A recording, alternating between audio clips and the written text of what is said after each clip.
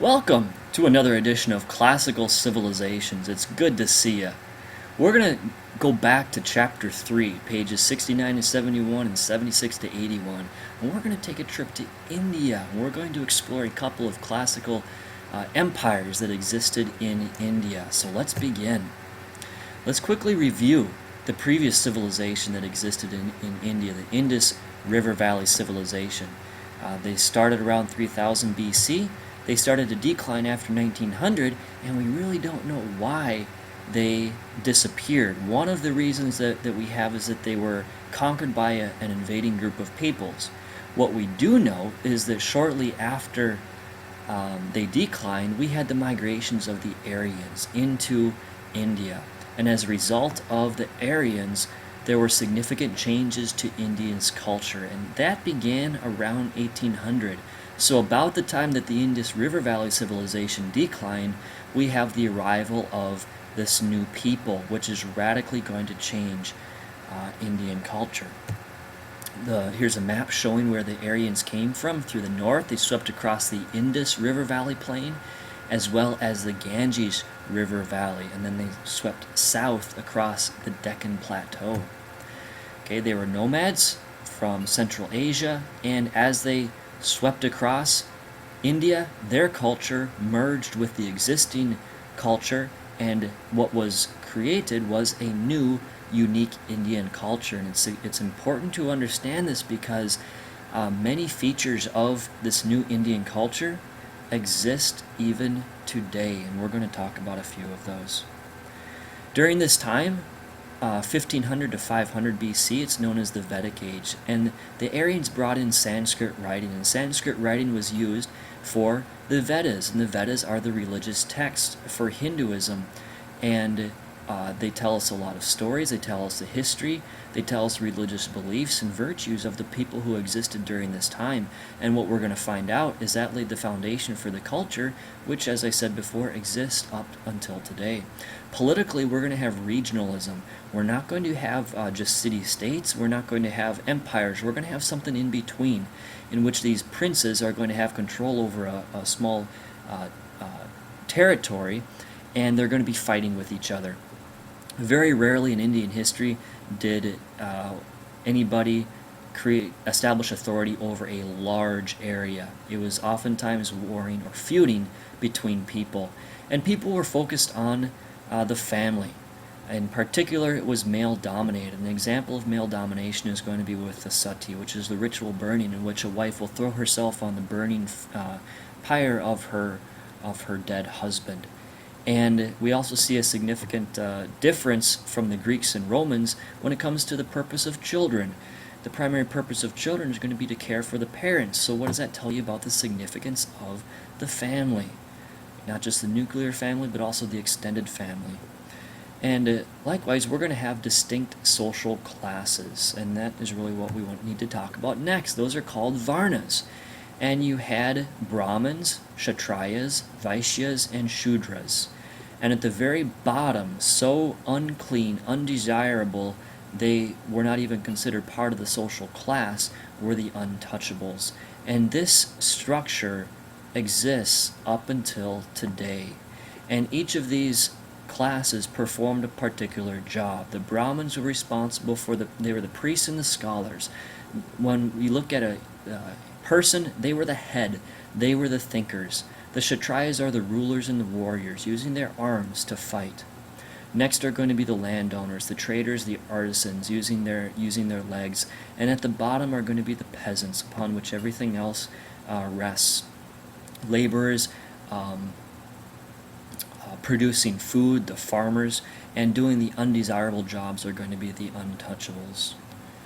And again, this social class, this is the caste system, exists even today. At the very end in the resources page, I've given you a link to a PBS documentary talking about the impact of the caste system on women even today. You should be sure to check it out. It's very short but very interesting. Again, the caste system, so you can quiz yourself here. If we have a human person, which of those four classes would you say is the mouth? Brahmins, arms, the Kshatriyas, legs, Vaishyas, and the feet would be the Shudras. And I also have one more question for you. What is a jati? I want you to take a look in your text and jot down a few notes on the jati, and then we'll talk about it in class. Now moving on to our empires. We're going to have two Indian empires that are going to grow rich through trade, and they're going to leave a lasting legacy of accomplishments. The first is the Mauryan Empire, and the second is the Gupta Empire. Mauryan Empire was entirely BC. Gupta Empire was entirely AD.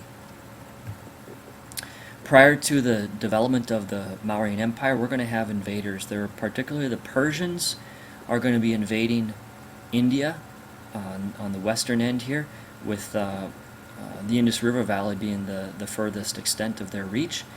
And after the Persians, we're going to have the Greeks and the Macedonians. Remember Alexander the Great? He's going to sweep down, take over the Greek city-states, then he's going to continue his conquest throughout Egypt, Mesopotamia, and all the way through Persia, across the Indus River Valley and into northern India. Okay? And soon after Alexander the Great dies, his empire is divided into certain sections, and we're going to see the first and largest ever Indian empire form, and that is going to be the Mauryan Empire, begun by Chandragupta Maurya. He's going to unite these regional kingdoms, have a capital at Pataliputra, which is on the Ganges River. So we have a shift from the Indus River to the Ganges River. He's going to create a centralized bureaucratic government with provinces and aristocrats and administrators to carry out various orders. He's going to be suspicious. He's always going to have a retinue of guards, of women who are protecting him, people who are tasting the food before he eats it. He's always worried about a coup. His grandson is going to be Ashoka. Ashoka is considered one of the greatest rulers. He's going to convert to Buddhism, and he's going to work for the good of the empire. He creates several things such as hospitals, trees along roads, beautification projects, shelters for weary travelers. He's going to support missionaries locally and abroad, and he's going to extend trade networks with China and the Middle East and Europe. However, after he dies, there's a few weaker rulers and disunity among rivalries among the regional princely kingdoms is going to return, and that empire collapses at the end of the 2nd century BC. A couple of hundred years later, 320 AD, we're going to have another empire form, and that's going to be the Gupta Empire. As with the Mauryan, is going to unify these regional kingdoms. The Gupta is smaller, but it is the golden age of Indian culture. Much of that is thanks to active traders. Again, active trade with China and with the Middle East and Europe. And so a variety of goods are going to be flowing through, crisscrossing through India, and that is going to help these rulers live luxuriously. However, as with many great civilizations, they become a target for invaders. And we're going to have the Huns come in from Central Asia, and they are going to put pressure on this empire, and it's going to eventually decline and return to warring kingdoms after the end of the Gupta Empire. But this was the golden age of Indian culture, and here we're going to see talk about the literature. We have the Vedas and the epics. Of course, those were written much earlier, but their significance will continue. The significance in teaching religious and moral lessons, telling us about the history, and highlighting various virtues and ideals. So think about the Roman texts that we had read and discussed, and how those highlighted certain virtues and ideals that were significant to the Romans. In a similar way, the Vedas and the epics are going to do the same thing.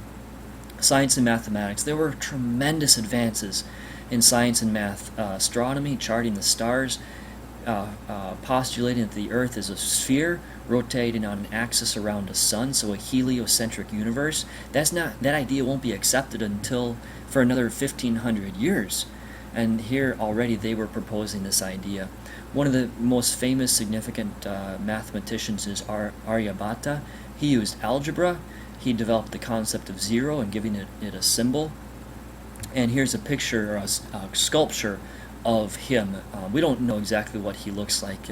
This is just a sculpture that was made to recognize his achievements. In architecture, we're going to see that architecture was really inspired by religion, much as what we have in Greek and Roman culture as well. Two significant things two significant pieces of architecture are the pillar, which will be placed throughout various places in India, and it marked certain events in Buddha's life. Here's one such pillar in Delhi in India, and it was from the time of Ashoka. You're also going to have stupas, and there are some examples in your textbook.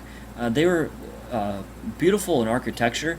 Religious significance is that they contained relics of Buddha, and they became a place of devotion. Over 84,000 of these were built.